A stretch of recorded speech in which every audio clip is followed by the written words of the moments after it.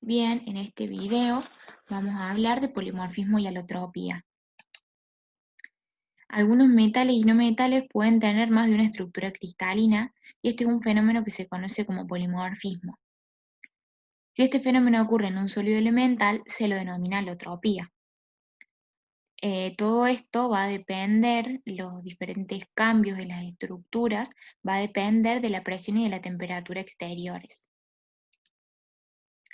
En este gráfico vemos las formas cristalinas alotrópicas del hierro entre los distintos rangos de temperatura presión atmosférica.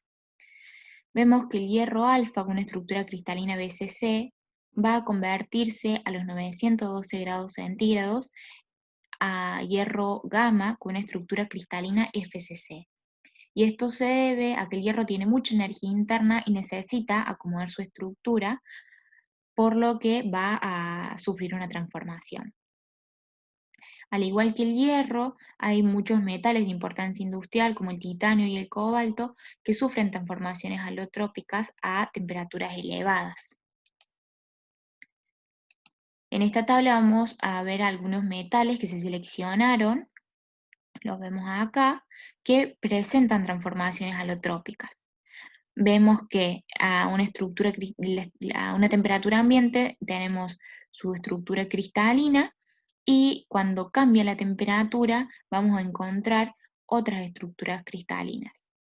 Vemos que los cambios de estructuras, las transformaciones, dependen entonces de la temperatura. Respondiendo a la pregunta de cuáles son las fases del óxido de silicio según la presión y la temperatura, empezamos hablando del óxido de silicio. El óxido de silicio o dióxido de silicio es un compuesto de silicio y oxígeno llamado comúnmente sílice. Es uno de los componentes de la arena. En la naturaleza se da de forma natural como el cuarzo y se usa entre otras cosas para hacer vidrios, cerámicas y cemento. Hablando de sus fases, el óxido de silicio presenta un número elevado de polimorfos, por ejemplo, cuarzo alfa, cuarzo beta, tridimita, cristobalita. Esto se debe a que la estructura de un compuesto no es solo función de la composición química del mismo, sino que también lo es de las condiciones físico-químicas de formación, esencialmente de la presión y la temperatura. Bien, y en el gráfico que vemos tenemos, bueno, vamos a mostrar las diferentes fases dependiendo de la presión y de la temperatura. Vemos que el cuarzo pasa de cuarzo alfa a cuarzo beta a 573 grados centígrados y a una atmósfera de presión. Esta transformación polimórfica involucra únicamente la rotación de los átomos, por lo que va a ser muy rápida y va a implicar, un elevado cambio volumétrico.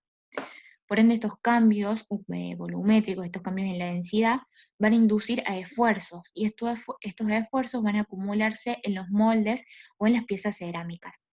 Es por eso que el calentamiento entre 500 y 600 grados centígrados se va a efectuar a una velocidad lenta, justamente para evitar estas probables fracturas de los moldes. A 870 grados tenemos que el sílice va a sufrir una nueva transformación de cuarzo beta a tridimita. Para esta transformación se va a requerir una elevada barrera energética, porque esta transformación involucra la ruptura de los enlaces de la estructura del cuarzo.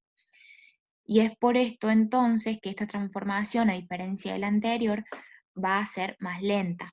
Y se va a producir, bueno, justamente cuando el calentamiento sea lento y estemos en ausencia de impureza. Bueno, es por estos motivos que no es obligatorio tomar en consideración las probables fracturas de los moldes en estos intervalos de temperatura durante la cocción.